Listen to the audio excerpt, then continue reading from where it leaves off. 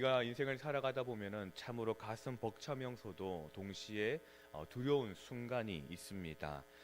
그때는 아마도 새로운 사명을 부여잡고 새로운 출발선에 섰을 때입니다. 직장에서 승진을 하여서 새로운 직책을 맡았을 때, 그리고 가정을 이루어 부모라는 이름표를 처음 달았을 때, 또는 교회에서 새로운 직분을 맡아 헌신을 할 때, 우리 마음 한구석에는 때로는 감사하고 벅차면서도 내가 그것을 할 수 있을까라는 두려운 마음이 찾아오기 마련입니다. 오늘 우리가 읽었던 사무엘상 10장의 주인공 바로 사울도 그러한 거대한 두려움 앞에 섰습니다. 사무엘상 9장까지는 그저 사울은 잃어버린 아버지의 암나귀를 찾으러 다니던 평범한 청년이었습니다. 그런데 오늘 10장에 이르러서는 선지자 사무엘이 사울의 머리에 기름을 붓고 그를 이스라엘의 초대 왕으로 세우게 됩니다. 평범한 한 청년에서 한 국가의 운명을 짊어질 왕으로 너무나도 갑작스럽고 엄청난 사명이 그 사울에게 떨어진 것입니다. 그 엄청난 사명을 받은 사울의 모습은 어떠합니까? 참으로 연약하디 연약한 인간의 모습을 보여줍니다. 오늘 본문은 하나님의 거룩한 부르심을 받은 한 인간의 지독한 연약함과 그 연약한 자를 친히 빚어가시며 구원의 역사를 펼치시는 하나님의 은혜를 극명하게 보여줍니다. 오늘의 말씀을 통하여서 우리의 연약함을 덮으시는 하나님의 주권적인 은혜를 나누는 귀한 시간이 되기를 소망합니다. 하나님은 우리에게 그때그때마다 사명을 주십니다. 그러나 그저 사명만, 이것을 하라 저것을 하라라는 사명만 주시는 것이 아니라 그것을 감당할 수 있는 증거와 새 마음을 먼저 주십니다. 1절에서 사울은 사무엘로부터 머리에 기름을 부음을 받게 됩니다. 그러나 사울의 마음에는 의심과 두려움이 가득했을 겁니다. 정말 하나님이 나를 부르셨을까?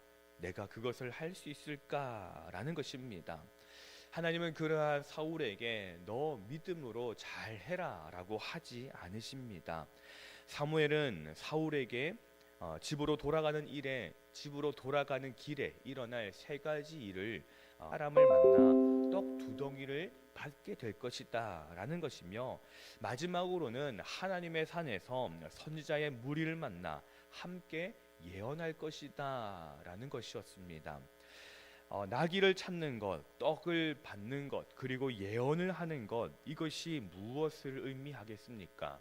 왕이라는 아주 무거운 짐을 진 사울에게 나귀, 가정의 일도 하나님이 책임질 것이며, 떡, 육신에 먹을 것도 하나님께서 책임질 것이고, 예언하는 일, 영적인 것도 하나님께서 하실 것이다 라는 것이었습니다.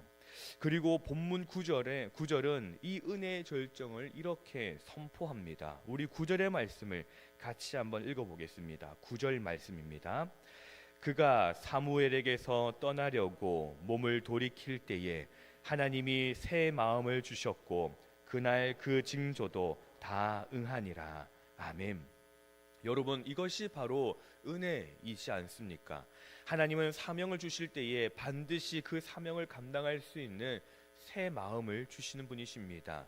우리의 의지나 우리의 용기나 우리의 결단이 아니라 하나님이 부어주시는 그 새 마음이 우리를 일할 수 있도록 하는 겁니다. 내 삶에 주어진 십자가가 너무나도 무거워 주저앉고 싶을 때 우리를 빚으시고 채우시는 하나님을, 그 하나님의 증거를 구하시는 저희 모두가 되기를 소망합니다. 하나님께서는 우리 모두가 이 세상을 이길 새 마음을 부어 주실 줄을 믿습니다. 오늘 하루도 그 새 마음으로 살아가는 저와 여러분이 되시기를 소망합니다. 또 하나님은 우리에게 사명을 주실 때에 숨어버린 우리의 연약함까지도 찾으셔서 사랑으로 세워 주십니다. 하나님의 확실한 징조를 경험하고 성령의 감동까지 체험되었지만 인간의 연약한 본성은 하루아침에 바뀌지가 않습니다. 이스라엘 온 백성이 미스바에 모여서 공식적으로 왕을 뽑는 제비뽑기가 진행됩니다. 그리고 그 제비뽑기가 지파에서 가문으로, 그리고 가문에서 한 가정으로 이어지면서 사울이 이스라엘의 왕이 되어집니다. 그런데 사울이 왕으로 뽑혔다라는 그것이 결정되었는데 정작 왕으로 뽑힌 사울은 그 자리에 없는 겁니다. 백성들이 아무리 찾아도 보이지 않자 하나님께 여쭙니다. 그 사람이 여기에 왔습니까? 라고 하나님께 묻는 그 지경에까지 이르게 됩니다. 그때 하나님이 어떻게 대답하십니까? 22절의 말씀에 보면 여호와께서 대답하시되 그가 짐 보따리들 사이에 숨었느니라 라고 말씀하십니다. 여러분, 이것이 얼마나 우스꽝스럽고 보기 안 좋습니까? 얼마나 초라합니까? 머리에 왕으로서 기름 부음을 받았고 하나님의 영이 임했고 새 마음까지 임한 사울이었는데 이스라엘 백성들의 그 시선이 두렵고 부담감이 있어 진보따리들 사이에 숨어 벌벌 떨고 있는 그 사울의 모습이 상상되십니까? 그런데 여러분, 이 사울의 모습이 우리의 모습은 아닙니까? 하나님은 예수 그리스도를 통하여서 그 십자가 보혈로 우리를 왕같은 제사장으로 불러주셨습니다.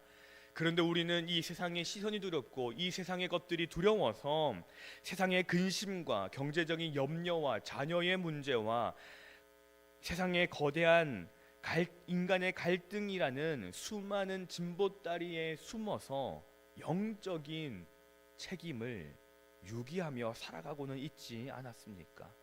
세상 사람들에게 내가 그리스도인이라는 것이 들킬까봐 진보다리 뒤에 숨어 살고 있지는 않았습니까? 그런데 오늘 본문에서 가장 은혜로운 사실은 진보다리들 사이에 숨어있는 사울을 향하여 네가 그러고도 왕이 될 상이냐? 네가 그러고 왕이 될 수 있겠느냐? 라고 책망하지 아니하시고 오히려 사무엘을 통하여서 왕으로 세워주시는 하나님을 보게 됩니다. 24절의 말씀에서는 사무엘을 통하여서 이렇게 말씀하십니다. 여호와께서 택하신 자를 보느냐? 모든 백성 중에 짝하리가 없느니라 라고 하십니다.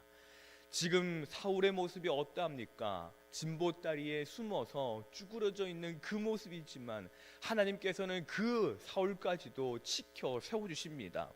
여호와께서 택하신 자라며 모든 백성들 중에 그에게 비할 자가 없다며 그를 높여주십니다. 여러분, 이것이 은혜입니다. 우리는 자격이 없어서 끊임없이 이 세상의 진보다리 뒤에 숨으려고 하지만 하나님은 하나님의 열심과 긍휼로 우리를 찾아내시고 우리를 그리스도의 보혈로 씻어 너는 내가 택한 존귀한 자라고 모든 사람들 앞에서 인정해 주십니다. 우리를 포기하지 않으시는 그 집요한 하나님의 사랑이 오늘 우리를 이 자리에 있게 한 것입니다. 매일매일 하나님의 그 은혜를 잊지 아니하고 살아가는 이 세상의 진보다리가 아니라 주님께로 나아가는 저와 여러분이 되시기를 소망합니다. 그렇다면 사명을 받은 자는, 부름을 받은 자는 어떻게 해야 할까요? 사명자는 세상의 조롱과 반대 앞에서 스스로 싸우지 않고 잠잠히 하나님의 일하심을 기다려야 합니다. 사울이 왕으로 세워진 후에 모든 백성이 그를 환영한 것은 아닙니다. 어느 시대나 어느 공동체나 하나님의 뜻을 거스르고 반대하는 세력은 분명히 반드시 존재합니다. 27절에는 이렇게 기록되어 있습니다. 어떤 불량배는 이르되 이 사람이 어떻게 우리를 구원하겠느냐 하고 멸시하며 예물을 바치지 아니하였다라고 말입니다. 불량배라고 불리는 이 사람들이 사울의 리더십을 공개적으로 조롱하고 무시했습니다. 사울이라는 사람이 왕으로 시작하는 첫 출발이었는데 거기에서 이러한 조롱과 멸시와 무시가 있었습니다. 왕이었다며 이제 왕이 되었으니 모든 기강을 바로잡고 이렇게 멸시하고 무시하는 자들을 처벌할 수도 있었을 것입니다. 그런데 사울의 반응은 어떠합니까? 27절 끝부분에 보니 그는 잠잠하였더라 라고 합니다. 히브리어 원어를 보니까 마치 그가 귀머거리가 된 것처럼 행동했다라고 되어 있습니다. 사울은 자신을 향한 비방과 조롱의 소리를 듣지 않고 잠잠했던 것입니다.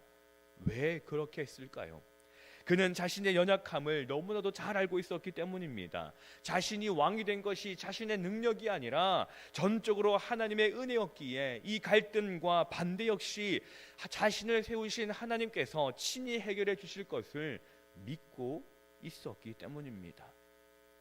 사랑하는 성도 여러분, 교회 안팎에서 까닭없이 우리를 미워하고 오해하며 우리 마음에 비수를 꽂는 이 불량배와 같은 상황과 말들이 얼마나 많이 있습니까? 그때 우리는 우리의 본성은 내 힘과 내 논리로 그것들을 이겨내려고 변호하려고 합니다. 그러나 참된 사명자는 인간의 혈기로 싸우지 않습니다. 나를 진보다리 사이에서 찾아내서 나를 세우신 분이 하나님이시라면 나의 억울함과 아픔도 하나님께서 친히 갚아주실 것을 믿고 잠잠히 십자가 앞에 엎드립니다. 그 침묵과 잠잠함의 자리에 성령께서 일하기 시작하십니다. 지금 억울함과 지금 우겨쌈매 아픔 중에 계십니까? 잠잠히 더 십자가의 자리로 나아가시기를 소망합니다. 오늘 본문은 사울은 진보다리에 숨어있는 연약함도 있었고 비방 앞에 잠잠할 줄도 아는 성숙함도 우리에게 보여줍니다. 그러나 잘 아는 대로 사울 왕의 끝은 그다지 좋지 않습니다. 말 그대로 실패한 왕의 모습을 우리에게 보여줍니다. 그는 먼 훗날에 잠잠하지 못하고 자기 힘으로 제사를 지내려고 하며 자기 자리를 지키기 위하여 다윗을 죽이려고 평생을 허비합니다.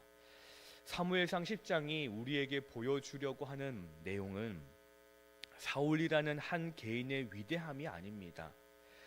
그토록 우리가 원했던 인간의 왕은 이렇게 두려워서 숨어버리고 결국은 실패하는 불완전한 존재다라는 사실을 고발하는 것입니다. 그리고 이렇게 불완전한 존재가 인간이다라는 사실을 우리가 알게 되면서 예수 그리스도를 보게 됩니다. 예수님은 사울처럼 진보다리에 숨지 않으셨습니다. 오히려 자기 자신을 십자가라는 그 고난에까지 내어 주십니다. 네가 하나님의 아들이거든 내려와 보라는 그러한 멸시와 조롱 속에서 그것을 변호하실 수 있는 능력이 전능하심이 있으심에도 불구하고 끝까지 십자가에서 잠잠하셨습니다. 참된 왕이신 그리스도께서 잠잠히 십자가의 고난을 감당하셨기에 진보다리 사이에 숨어 살며 결국은 비참한 최후를 맞이하여 죽어야 마땅했던 우리가 구원이라는 영광스러운 하나님의 자녀의 자리에 서게 된 것입니다. 사랑하는 성도 여러분, 지금 삶의 두려움 때문에 피하고 싶은 진보다리 사이에 떨고 계십니까?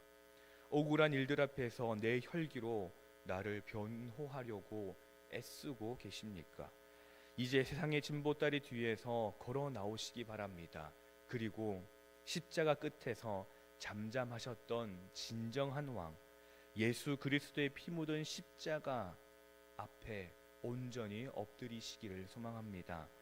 사명보다 앞서 새 마음을 주시고 우리의 연약함조차도 구원의 도구로 사용하시는 그 크신 하나님의 주권을 신뢰하며 오늘 하루도 예수 그리스도의 십자가 능력으로 당당히 승리하는 우리 신현의 모든 가족들이 되시기를 간절히 소망합니다.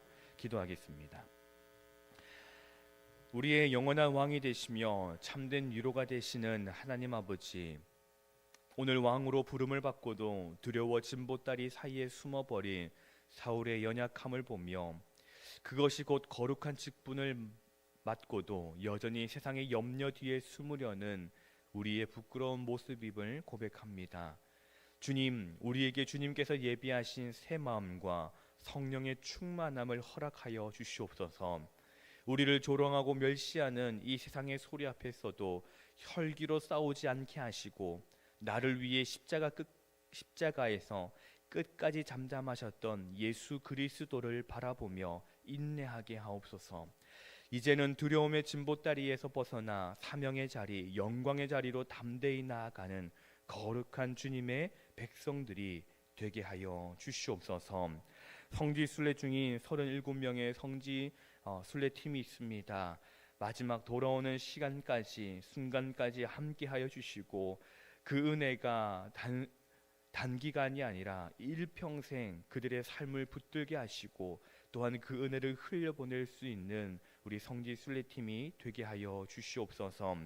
환우들, 육신의 병과 마음의 병으로 고통받는 환우들이 있습니다. 주님, 그들을 친히 만나 주시고 찾아가 주시어서 회복시켜 주시고, 육신의 병으로 고통받는 자에게는 육신의 건강을, 마음의 병으로 고통받는 자에게는 마음의 위로를 허락하여 주시사 다시금 주님의 전에 나와 예배드리는 은혜를 누리게 하여 주시옵소서.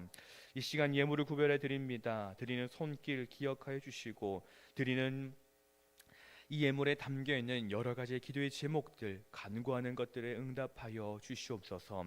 오늘 이 새벽을 깨우고 주의 전에 나온 주의 모든 백성들을 기억하여 주시고, 이 새벽에 나와 주님의 이름을 부를 때에 주님 앞에 그 기도의 제목을, 간구하는 것들을 아뢰을 때에 주님께서 들으시고 응답하여 주시옵소서. 오늘 하루를 살아갈 우리 모든 신의 가족들이 오늘도 주님이 함께 하심으로 새 힘으로 새 마음으로 살아가는 이 하루가 되게 하여 주시옵소서. 모든 것을 주님께 맡겨드리며 예수님의 이름으로 기도드립니다. 아멘.